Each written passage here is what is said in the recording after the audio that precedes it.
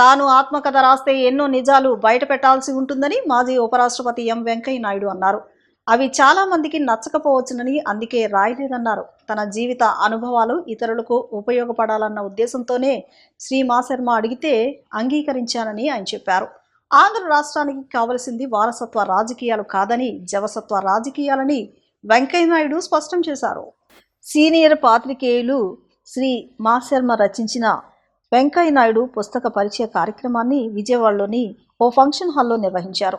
వెంకయ్య నాయుడు జీవిత చరిత్రను ఈ పుస్తకంలో శ్రీ మాశర్మ ఆవిష్కరించారు. ముఖ్య అతిథిగా పాల్గొన్న వెంకయ్య నాయుడు మాట్లాడుతూ ఏపీ విభజన 2014లో కాకుండా జయాంధ్ర సమయంలో జరిగి ఉంటే ఈ పాటికి రాష్ట్రం ఎంతో అభివృద్ధి చెందేదన్నారు. కానీ అప్పటి రాజకీయ కారణాల వల్ల అది జరగలేదన్నారు.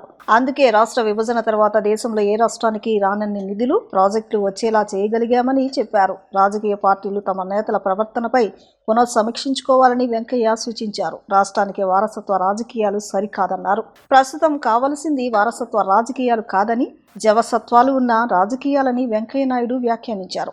వారసత్వ రాజకీయాలకు తాను వ్యతిరేకనని ఆయన స్పష్టం చేశారు. మంత్రి కొలుసు పార్థసారథి మాట్లాడుతూ ఎన్నో క్లిష్ట పరిస్థితులను అధిగమించి వెంకయ్య నాయుడు ఈ స్థాయికి చేరుకున్నారన్నారు. ఈ పుస్తకం విలువలతో కూడుకున్న ప్రయాణానికి అక్షర రూపమని మంత్రి కొల్లు రవీంద్ర అభివర్ణించారు. కార్యక్రమంలో ఏపీ హైకోర్టు విశ్రాంత న్యాయమూర్తి justice Gannamaneni Ramakrishna Prasad, RTC chairman Konagalla Narayana, ఎమ్మెల్యేలు సుజనా చౌదరి, బొండా ఉమామహేశ్వరరావు, గద్దె రామ్మోహన్, కామినేని శ్రీనివాస్ పాల్గొన్నారు. అయోధ్య రామాలయ నిధుల అవినీతిపై బీజేపీని టీడీపీ, జనసేన, వైసీపీ ప్రశ్నించాలని సిపిఎం పొలిట్ బ్యూరో సభ్యులు బివి రాఘవులు డిమాండ్ చేశారు. ఉపాధి హామీ పాత చట్టాన్ని పునరుద్ధరించాలని, మహిళా రిజర్వేషన్ బిల్లును వెంటనే అమలు చేయాలని కోరారు. మరోవైపు ఓటర్ల ప్రత్యేక సవరణ పేరుతో కేంద్ర ప్రభుత్వం రాజకీయ కుట్రలకు పాల్పడుతుందని సిపిఎం పొలిట్ బ్యూరో సభ్యులు యు వాసుకి ఆరోపించారు.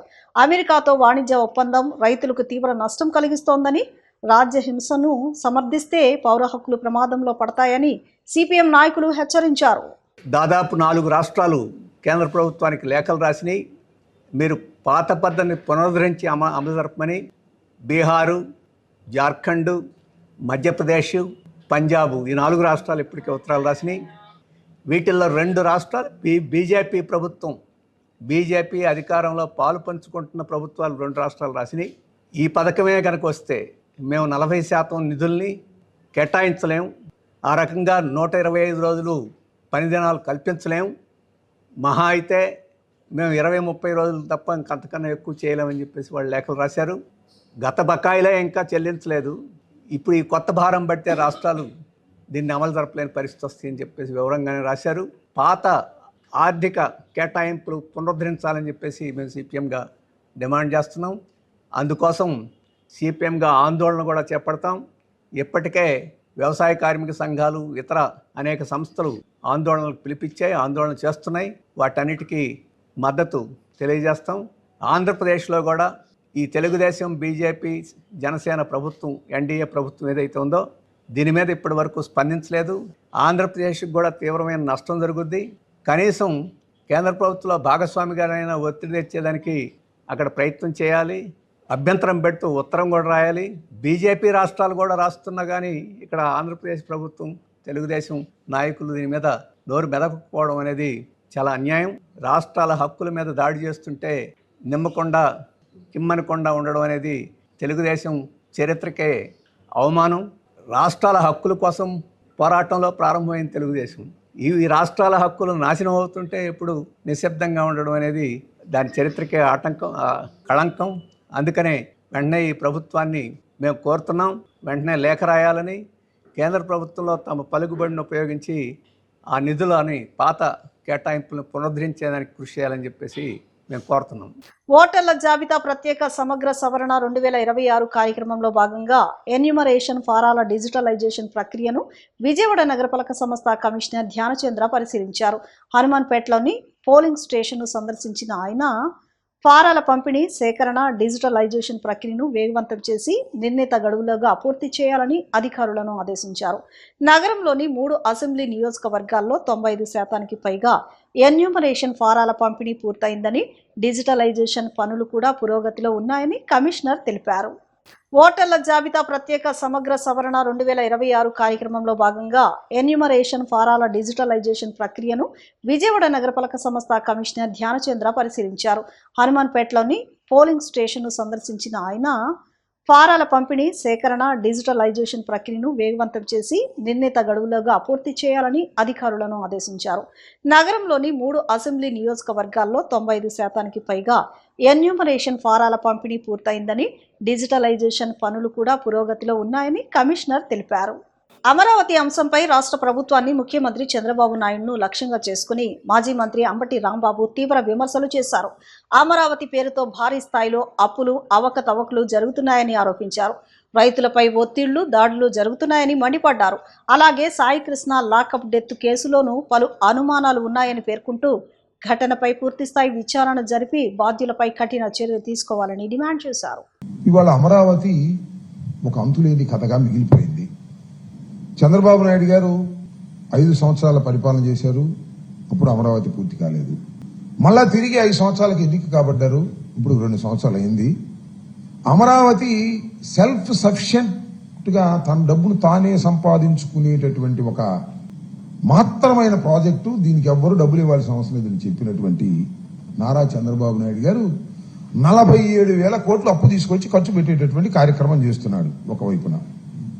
రెండో వైపున 50,000 ఎకరాలు కావాలని తీసుకొని అవి చాలవు, రెండోసారి ఎన్నిక కాబడ్డాను, మళ్ళా ఇంకొక 50,000 ఎకరాలు కావాలి అని పూలింగ్, ఎక్విజిషన్ అనేటువంటి పద్ధతుల్లో ముందుకు వెళుతున్నాడు.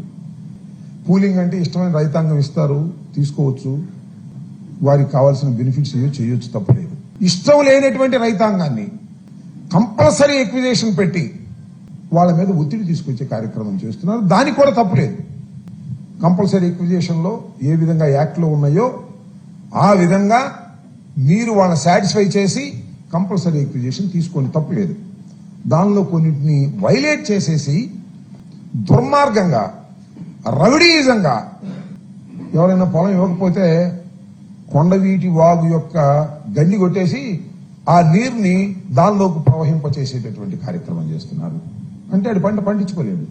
ఇస్తావా సస్తావా ఒకటి. 2, నేను పొలం ఇవ్వలేదనుకోండి, ఆ చుట్టుపక్కల వారు పొలం ఇచ్చారనుకోండి, అవన్నీ తవ్వేస్తున్నారు. ఈ చేలోకి అసలు వెళ్ళటానికి దోవ లేకుండా చేస్తున్నారు. ఇది ప్రజాస్వామ్యంలో కరెక్టా? అన్యాయం కాదా? అక్రమం కాదా? అసలు వాళ్ళు పొలాలు ఇవ్వకపోయినా ప్లాట్లుగా వేసేస్తున్నారు, రోడ్లు మ్యాపులు వేసేసి అయిపోయింది మీది అనేటువంటి పద్ధతుల్లో మీకు మాట్లాడుతున్నారు. దీని మీద ఎవరైతే కంపల్సరీ ఎక్విజిషన్ కి, పూలింగ్ కి ఇవ్వడానికి నిరాకరించి చట్టబద్ధంగా పోరాడుతున్నారో వాళ్ళందరూ జగన్మోహన్ రెడ్డి గారి దగ్గరికి వచ్చారు, రిక్వెస్ట్ చేశారు. జగన్మోహన్ రెడ్డి గారు మేము మీకు అండగా ఉంటాం, న్యాయమైన సమస్యలు మేము పోరాడతామన్నారు. మాది ఒక కమిటీ వేశారు, 2 సార్లు కూర్చున్నాం, మాట్లాడుకున్నాం. పెనుమాక రైతులు రమ్మన్నారు, మేము వెళ్తున్నాం. వెళ్ళకూడదా? నాకు తెలియకొట్టు చెప్పండి. అమరావతి రాజధాని ప్రాంతాన్ని సందర్శించేందుకు వెళ్లిన వైసీపీ నేతలపై జరిగిన దాడులను సిపిఐ జాతీయ కార్యదర్శి కె రామకృష్ణ తీవ్రంగా ఖండించారు. పోలీసుల సమక్షంలోనే దాడులు జరగడం ఆందోళనకరమని, వైసీపీ నేతలపై నమోదైన కేసులను వెంటనే ఉపసంహరించుకోవాలని డిమాండ్ చేశారు. అదే సమయంలో అమరావతి రాజధాని అంశంపై పదే గందరగోళం సృష్టించడం సరికాదని మాజీ ముఖ్యమంత్రి జగన్మోహన్ రెడ్డికి సూచించారు. ప్రతిపక్ష పార్టీల హక్కులను గౌరవిస్తూ రాజకీయ కక్ష సాధింపులకు తావివ్వకుండా రాష్ట్ర ప్రభుత్వం వ్యవహరించాలని ఆయన కోరారు. నిన్న తాడేపల్లి ప్రాంతంలో వైఎస్ఆర్సీపీ నాయకుల పైన జరిగిన దాడిని పూర్తిగా ఖండిస్తా ఉన్నాం. ఎందుకంటే రాజధాని ప్రాంతంలో వారు సందర్శించడానికి వెళితే, రైతుల్ని, ప్రజల్ని కలుసుకోవడానికి వెళితే వారి పట్ల దురుసుగా ప్రవర్తించడమే కాకుండా వారిని అవమానపరచడం సరైనది కాదు. పోలీసుల సమక్షంలోనే ఇది జరగడం అనేది ఏమాత్రం కూడా సమంజసం కాదని మనం చేస్తా ఉన్నాం. అదేవిధంగా ముఖ్యమంత్రి చంద్రబాబు నాయుడు గారు మీరు అక్కడికి ఎందుకు పోతా ఉన్నారు, మీరు పోకూడదు అన్నట్లుగా మాట్లాడడం కూడా కరెక్ట్ కాదు. ఎవరు ఏ ప్రాంతానికైనా వెళ్ళొచ్చు. రాజధాని ప్రాంతానికి ఏ రాజకీయ పార్టీ అయినా, ప్రజా సంఘమైనా, వ్యక్తులైనా, ఎవరైనా సరే వారు పోవడానికి వారికి ప్రజాస్వామ్య హక్కు ఉంది. వారు ఒకవేళ ఏదైనా చెప్పింది ప్రజలకు నచ్చకపోతే, లేదా మీ పార్టీ విధానం మీరు వేరే చెప్పాలి తప్ప, ఖండించాలి తప్పితే ఈ రకంగా వచ్చిన వారిపైన దాడి చేస్తాం, దాడికి మేము ఇది చేస్తామని చెప్పడం సరైనది కాదు. అంతేకాకుండా పోలీస్ సమక్షంలోనే దాడి జరిగితే మళ్ళీ పోలీసులే వారిపైన కేసులు కూడా బనాయిస్తాం, ఎస్సీ ఎస్టీ యాక్ట్ కింద కూడా మీ మీద కేసులు పెడతామంటే అది ప్రజాతంత్రవాదం కాదు. ప్రజాస్వామ్యంలో ఇలాంటి వాటికి మనుగడ లేదు. కాబట్టి ముఖ్యమంత్రి గారు తన వైఖరి మార్చుకోవాలి. ఎందుకంటే ఇలాంటి వాళ్ళని చూసే ఇవాళ తాడిపత్రిలో 2 ఏళ్లుగా ప్రతిపక్ష పార్టీని రానివ్వకుండా మాజీ ఎమ్మెల్యేని అక్కడ తిరగనివ్వకుండా చేస్తా ఉన్నాడు అక్కడ జేసీ ప్రభాకర్ రెడ్డి. కాబట్టి ఇది సరైనది కాదు. ఒకరిని తీసి ఒకరు మీరు మాకు అధికారం ఉంది కాబట్టి మేము ఎవరిని అలౌ చేయమనే పద్ధతుల్లో మీరు వ్యవహరించడం అనేది అది సమంజసం కాదు. ముఖ్యమంత్రి గారు కూడా పునరాలోచించాలని చెప్పి నేను కోరుతా ఉన్నాను. ఈ సందర్భంలోనే మాజీ ముఖ్యమంత్రి ప్రతిపక్ష నేత జగన్మోహన్ రెడ్డి గారికి కూడా నేను విజ్ఞప్తి చేస్తా ఉన్నాను. ఇవాళ రాష్ట్ర రాజధాని అంశం విషయంలో మళ్ళీ మీరు మా మాట మార్చారు. మీరు గతంలో అమరావతి ప్రకటించినప్పుడు స్వాగతం చెప్పారు, 30,000 ఎకరాల భూములు కావాలని చెప్పారు. ఆ తర్వాత ఏమో మీరు అధికారంలోకి వచ్చిన తర్వాత 3 రాజధానులు అన్నారు.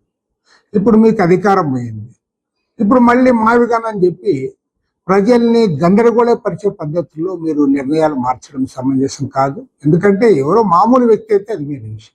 తనపై టీడీపీ నాయకులు కార్యకర్తలు పథకం ప్రకారం హత్యాయత్నానికి పాల్పడినప్పటికీ చర్యలు తీసుకోవాల్సిన పోలీసులు బాధితులను ప్రశ్నిస్తున్నారని వైసీపీ ఎమ్మెల్సీ మొండితోక అరుణ్ కుమార్ ఆగ్రహం వ్యక్తం చేశారు. ఈ నెల 27న ఉండవల్లి వద్ద తనపై జరిగిన దాడికి సంబంధించిన పూర్తి వీడియో ఆధారాలు, ఫోటోలు, ఇతర సాక్ష్యాలతో తాడేపల్లి సీఐకి ఫిర్యాదు చేసిన అనంతరం ఆయన మీడియాతో మాట్లాడారు. ఒక ప్రజా ప్రతినిధిపై దాడి జరిగితే కేసు నమోదు చేసి నిందితులపై చర్యలు తీసుకోవాల్సింది పోయి సీఐ రాజకీయ నాయకుడిలా వ్యవహరిస్తూ బాధితులపైనే నిందలు వేయడం విచారకరమన్నారు. దాడికి పాల్పడిన టీడీపీ నేతలను వెంటనే అరెస్ట్ చేసి చట్టపరమైన చర్యలు తీసుకోవాలని డిమాండ్ చేశారు. నిన్న రైతులు వచ్చారు. రైతులు వచ్చి వైఎస్ఆర్ కాంగ్రెస్ పార్టీ నాయకులను అడ్డుకున్నారని చెప్తున్నారు. ఒక్కరు చెప్పండి, అక్కడ రైతులు ఎవరున్నారు? నా కారు మీద రాయి వేసిన అతని పేరు రాయపాటి కిరణ్, టీఎన్ఎస్ఎఫ్ అధ్యక్షుడు. నా కారులో ఉండి మమ్మల్ని దాడి చేసిన, భౌతికంగా దాడి చేసిన వారు వ్యక్తి పేరు దాసరి కృష్ణ, ఏదో ఈ మండల పార్టీ అధ్యక్షులు. ఈ దాడికి దాడికంతా కూడా రూపకల్పన చేసింది మీ అందరికీ తెలిసిన వ్యక్తి, తెలుగుదేశం పార్టీకి చెందిన వ్యక్తి. అక్కడ ఉన్నదంతా కూడా తెలుగుదేశం పార్టీ కార్యకర్తలు తప్ప ఎవరో కూడా రైతులు లేరు. రైతులు ఎవరన్నా ఉంటే అది ఏ విధంగా అడగాలి? రైతులు ఏ రైతన్నా సరే, ఒక రైతుకి అన్యాయం జరుగుతుంటే ఆ పక్క రైతు వెళ్ళి మద్దతు ఇస్తాడు. నాకు న్యాయం జరిగింది, నీకు కూడా న్యాయం జరగాలని ఒక రైతు ఇస్తాడు. కానీ ఆ రైతుకి అన్యాయం జరిగింది, ఆ రైతు దగ్గరికి వెళ్తానంటే నువ్వు అసలు రైతు దగ్గరికి వెళ్తానికి వీలు లేదు, నువ్వు మావిగన్న అన్నావు, నువ్వు అమరావతి కాదన్నావు, నువ్వు రావటానికే వీలు లేదన్నావు. మావిగన్లో అమరావతి లేదా? అమరావతిలో మావిగన్ లేదా? మావిగన్లో అమరావతి లేదా? నువ్వు ఎప్పుడైనా సరే వైఎస్ఆర్ కాంగ్రెస్ పార్టీ అమరావతి వ్యతిరేకం అని చెప్పామా? అమరావతి పేరు మీద జరిగే అవినీతికి వ్యతిరేకం అని చెప్పాము. అమరావతి పేరుతోటి రైతులు జరిగే నష్టానికి మేము వ్యతిరేకం అని చెప్పాను తప్ప మేము ఎప్పుడు అమరావతి వ్యతిరేకం అని చెప్పలేదే. ఒకప్పుడు మా స్టాండ్ 3 రాజధానుల నుంచి ఇప్పుడు 3 రాజధానులు కాదు, ఇదంతా కూడా అమరావతి ఒక్కటే రాజధాని పరిమితం కాదు, ఈ మావిగన్ ప్రాంతం అంతా కూడా పరిమితం చేయండి అని మేము అడుగుతుంటే మరి మావిగన్ ప్రాంతంలో అమరావతి ఎందుకు ఉండదు? మరి ఆ చిన్న లాజిక్ కూడా ఎందుకు మిస్ అవుతున్నారు? మీరు అమరావతికి వ్యతిరేకం, మీరు మావిగన్కు రావడానికి వీల్లేదని తెలుగుదేశం పార్టీ కార్యకర్తలు నాయకులు దాడులు చేస్తుంటే దగ్గరుండి, అది డిఎస్పీ గారు సిఐ గారు దగ్గరుండి దాడి జరిపిస్తుంటే ఈ రోజు కేసు ఇవ్వడానికి వస్తే కేసు తీసుకోవడానికి కూడా ఆయన ఇబ్బంది పడుతున్నారంటే నిజంగా కూడా ఆయన కూడా కొంచెం పెట్టి అనుకోవచ్చు. ఆయన మీద కూడా కొంచెం జాలి అనిపిస్తుంది. ఏ విధంగా రాజకీయ ఒత్తిడి లొంగి ఆయన ఉద్యోగం చేస్తున్నాడు అనిపిస్తుంది. ఆయన మీద కోపంతో చెప్పట్లేదు, ఏ విధమైన రాజకీయ ఒత్తిళ్లు ఆయన మీద ఉన్నాయి. ఎంత చదువుకుని వచ్చినాడు సిఐ గారు, ఎంత చదువుకుని ట్రైనింగ్ అయినాడు. ఈ కాన్స్టిట్యూషన్ కాపాడవలసిన ఒక సిఐ చెప్పే మాటలు ఏ విధంగా చెప్తున్నాడంటే ఒక పక్క రాజకీయ నాయకుడు చెప్పే మాటలు మాట్లాడతారు. అమరావతిలో అత్యాధునిక సౌకర్యాలతో రాష్ట్రంలోనే అతిపెద్ద సెంట్రల్ లైబ్రరీ నిర్మాణానికి జూలైలో శంకుస్థాపన చేయనున్నట్లు రాష్ట్ర గ్రంథాలయ పరిషత్ చైర్మన్ గోనుగుంట్ల కోటేశ్వరరావు తెలిపారు. కవులు, రచయితల సంక్షేమానికి ప్రభుత్వం ప్రత్యేక చర్యలు చేపడుతుందని ఆయన పేర్కొన్నారు. ఆంధ్రప్రదేశ్ రచయితల సంఘం ఆధ్వర్యంలో నిర్వహించిన గ్రంథాలయ సందర్శన యాత్రను ఎన్టీఆర్ జిల్లా collector G Lakshmisha Vijayawada book festival society గ్రంథాలయం వద్ద జెండా ఊపి ప్రారంభించారు. ఈ సందర్భంగా కలెక్టర్ మాట్లాడుతూ విజ్ఞాన భాండాగారాలైన గ్రంథాలయ ప్రాముఖ్యతలను నేటి తరానికి తెలియచేయడం కోసం చేపట్టిన ఈ యాత్ర అభినందనీయమన్నారు. తదనంతరం జరిగిన సభలో రాష్ట్ర గ్రంథాలయ పరిషత్ చైర్మన్ గోనుగుంట్ల కోటేశ్వరరావు మాట్లాడుతూ రచయితల పుస్తకాల కొనుగోలు ప్రక్రియను వేగవంతం చేస్తామని హామీ ఇచ్చారు. అమరావతిలో అన్ని సౌకర్యాలతో కూడిన విశాలమైన సెంట్రల్ లైబ్రరీ నిర్మాణానికి జులైలో శంకుస్థాపన చేసి 2 ఏళ్లలో పూర్తి చేసేలా చర్యలు తీసుకుంటామని తెలిపారు. గ్రంథాలయ అభివృద్ధి అంశాన్ని ముఖ్యమంత్రి చంద్రబాబు నాయుడు, విద్యాశాఖ మంత్రి లోకేష్ దృష్టికి తీసుకువెళ్తామని చెప్పారు. ఈ కార్యక్రమంలో పలువురు సాహితీవేత్తలు, రచయితలు పాల్గొని ప్రసంగించారు. అనంతరం కవులు, రచయితలు నగరంలో పలు ప్రముఖ గ్రంథాలయాలను సందర్శించి వాటి విశిష్టతలను పరిశీలించారు. ఈ కార్యక్రమంలో ప్రభుత్వ ఉగాది పురస్కార గ్రహీత గబ్బిట దుర్గా ప్రసాద్ను సంఘం తరపున సత్కరించారు. గ్రంథ రచయితల సంఘం వారి ఆధ్వర్యంలో ఏదైతే 3వ గ్రంథాలయ సందర్శన యాత్ర కొంతమంది రచయితలందరూ కలిసి ఏదైతే తెలంగాణలో, ఆంధ్రాలో ఉన్నటువంటి రచయితలందరూ కూడా ఈ రోజున ఈ కార్యక్రమం పెట్టి విజయవాడలోని 4 గ్రంథాలయాల్ని సందర్శించడానికి ఈ కార్యక్రమాన్ని ఏర్పాటు చేసినటువంటి రచయితల సంఘానికి నేను ముందుగా ధన్యవాదాలు తెలియజేస్తా ఉన్నాను. ఈ కార్యక్రమానికి కలెక్టర్ గారు రావటం, ఈ కార్యక్రమాన్ని ప్రారంభించడం చాలా ఆనందంగా ఉన్నది. రచయితలు గ్రంథాలయాల యొక్క విశిష్టతను ప్రజలకు తెలియజేయడానికి ముందుగా ఎవరైతే రచయితలు ఉన్నారో వారు ఈ గ్రంథాలయాల్ని సందర్శించటం, గ్రంథాలయాల యొక్క ప్రాధాన్యతను తగ్గిపోతున్నటువంటి సమయంలో తగ్గిపోకూడదు. గ్రంథాలయాలు దేవాలయానికి ఏ విధంగా ప్రతిరోజు వెళ్తుంటామో అదేవిధంగా గ్రంథాలయాలకు కూడా వెళ్ళాలని చెప్పేసి ఈ రచయితల యొక్క ఈ యొక్క కార్యక్రమాన్ని చేస్తున్నటువంటి రచయితలందరూ కూడా నేను మనస్ఫూర్తిగా రాష్ట్ర ప్రభుత్వం తరపున నేను వారికి ధన్యవాదాలు తెలియజేస్తా ఉన్నాను. గ్రంథాలయ సందర్శన యాత్ర అనేది ఒక వినూత్నమైన ప్రక్రియగా మనం చెప్పుకోవచ్చు. ఎందుకంటే గ్రంథాలయానికి వెళ్ళాలి, విజ్ఞానాన్ని సంపార్జించాలి అనేటువంటి ఆలోచన మరుగైపోతున్న ఈ రోజుల్లో. అలాగే మీడియా, సెల్ ఫోన్లు, గూగుల్ ఇవన్నీ వచ్చిన తర్వాత దాదాపుగా గ్రంథాలయాలకు వెళ్ళేది ముఖ్యమైపోయింది. కానీ ఈ యాత్ర పెట్టడం వల్ల కొంతవరకు అవగాహన పెరిగేటువంటి అవకాశం ఉంది. పెద్దలో మంచి సూక్తి చెప్పారు, బీజావాపం వినాక్షేత్రం సస్యాత్ఫలదాయకం వినాయత్నైన నకార్యం సఫలం భవేతన్నారు. అంటే ఎటుల మంచి విత్తనం నాటంచో ఫలం సత్ఫలాన్ని ఇవ్వదు, అటులనే ప్రయత్నింపగా ఈ లోకాన ఏ కార్యక్రమం సత్ఫలితాన్ని ఇవ్వదు అని పెద్దలు చెప్పడం జరిగింది. అటువంటి ఒక మంచి సంకల్పం తీసుకొని మంచిగా ఈ యాత్రని ఈరోజు మనం ప్రారంభించుకోవడం అనేది ఒక చక్కని అంశంగా భావిస్తూ భవిష్యత్తులో గ్రంథాలయాన్ని సందర్శించాలనే జిజ్ఞాస ప్రతి విద్యార్థిలోనూ, పౌరుడిలోనూ ఉండాలని చెప్పి కోరుకుంటూ I wish all the best for this program. Thank you. ఇప్పుడు చిన్న విరామం తీసుకుందాం.